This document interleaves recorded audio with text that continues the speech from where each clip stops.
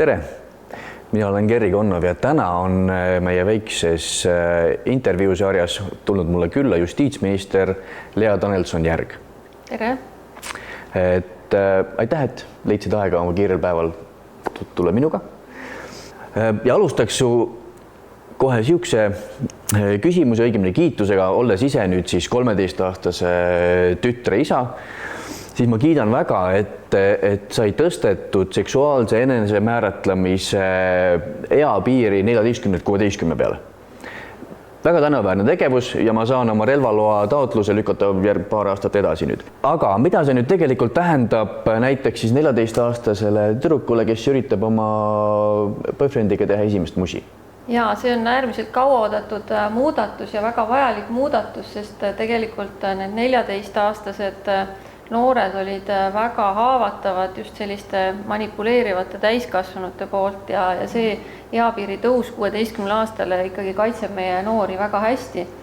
Aga samas loomulikult noored saavad ikka noored edasi olla ja 14–16-aastased noored, kui neil on omaealine poiss-sõber, siis see neid ei takista, et erand on siis nendele suhetele, mis on kuni 5 aastat vanema partneriga ehk 14-aastase siis noore partner võib olla temast kuni 5 aastat varem, siis sel juhul nad võivad ikka musi teha, et see ei ole keelatud.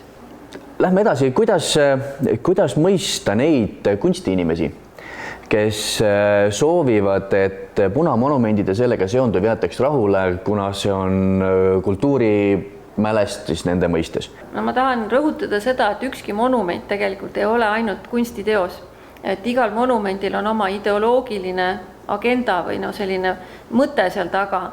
Ja minu meelest sellest kirjutas väga hästi Mart Laar hiljuti just selle nädala või oli see eelmise nädala Postimehes. Ja ta nimetas neid Nõukogude punamonumente monumentideks valele.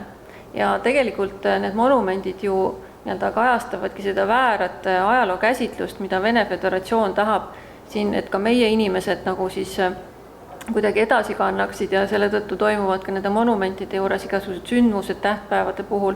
Ja niikaua, kuni need monumendid seisavad meil linnaruumis, aitame me sellele valele kaasa ja see kindlasti ära lõppema.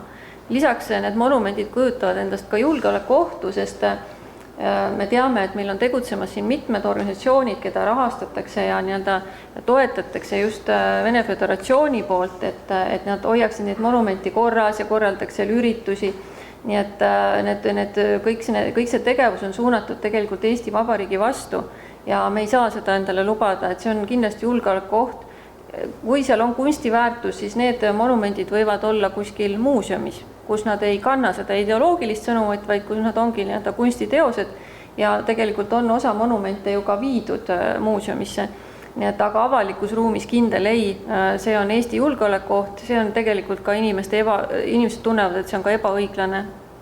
Mis me peaks tegema, et kolmandate riikide kodanikud ei saaks ka meie kohalike omavalitsuste valimistel valida?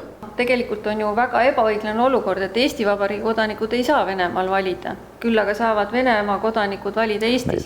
Nii et see on täiesti tasakaalust väljas ja eriti arvestada siia juurde, et tegelikult Venemaa on täna algatanud Euroopas sõja ja paneb seal toime selliseid terroritegusid ja Venemaa kodanikud ikkagi ju vastutavad selle eest, mis nende riigis toimub. Nii et kindlasti see nii olla ei saa, küll aga võiksid kolmandate riikide kodanikest saada valida nende riikide kodanikud, kellega on Eestil hea koostöö, kus on siis samamoodi Eesti kodanikud saavad ka nendes riikides valida. Nii et Eestil peaks olema siin võimalik ise valida seda ja ma arvan, et Isamaa kindlasti tuleb niisuguste muudatustega välja.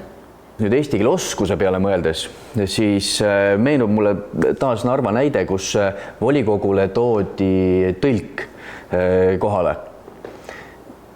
Siis miks ja kui kaua seda lubatakse üldse? Näiteks meditsiinis ju nõutakse, et arstidel peab olema C1 kategooria eesti keele oskus, õdedel B2. Mitte et väga palju PERHis näiteks viimati käisin, seda eesti keelt tuleks küll kuulda, aga nõue on olemas. Samas meie valitsejad lasevad selle peale vaikselt vilet kas on lootust, et ka see valdkond saab kontrolli alla? Absoluutselt, et see on just asi, millega ma hetkel tegelen, et meil on just väljatöötamisel eelnõu, mis taastaks siis kohaliku omavalitsuse volikogu valimisel eesti keele oskuse nõude. Ehk see siis tähendab, et kui keegi soovib kandideerida, siis ta peab kinnitama, et ta oskab piisavalt eesti keelt, et volikogu töös vaja minevaga toime tulla, seal ettekandeid teha, dokumente lugeda, nii edasi.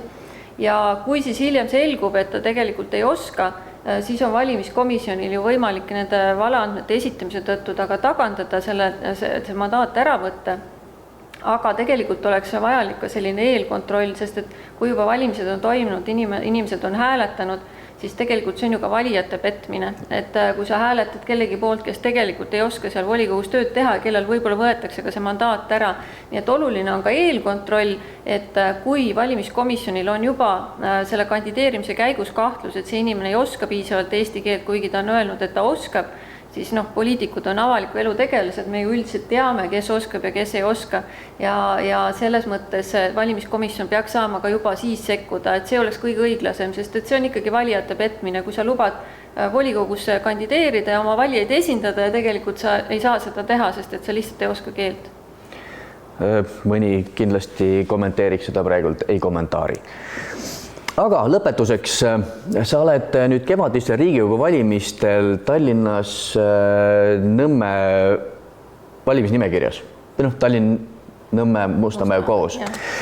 Siis esiteks tere tulemast Nõmmele ja küsiks hoopis, et kuidas sa oled seotud siis meie selle piirkonnaga siin? Ja tegelikult need seosed on mul hästi ammusest ajast juba läbi selle, et minu alma mater on Tallinna Tehnikaülikool, mille ma lõpetasin ja ma olin seal ka üliõpilaste esinduses väga pikalt, olin ka ülikooli nõukogus üliõpilaste esindajana ja mul on äärmiselt hea meel, kuidas see ülikool on arenenud ja see edasi läinud ja mul on väga hea meel, et ma olen saanud ka sinna ise panustada. Ja sellega mul tegelikult on küsimused otsas, aga enne kui me lõpetame, ma tahaks mainida, et 8. novembril kell 19 on Von Krahli teatris Nõmmel võimalus tulla kohale ja küsida küsimusi justiitsministrilt endalt, kes on kohal siin küsimustele vastamas. Ja hetkel ma tänan sind, et leidsid aega. Lea, oli väga meeldiv. Väga meeldiv ja tulge kindlasti kohtuma. Aitäh ja nägemist!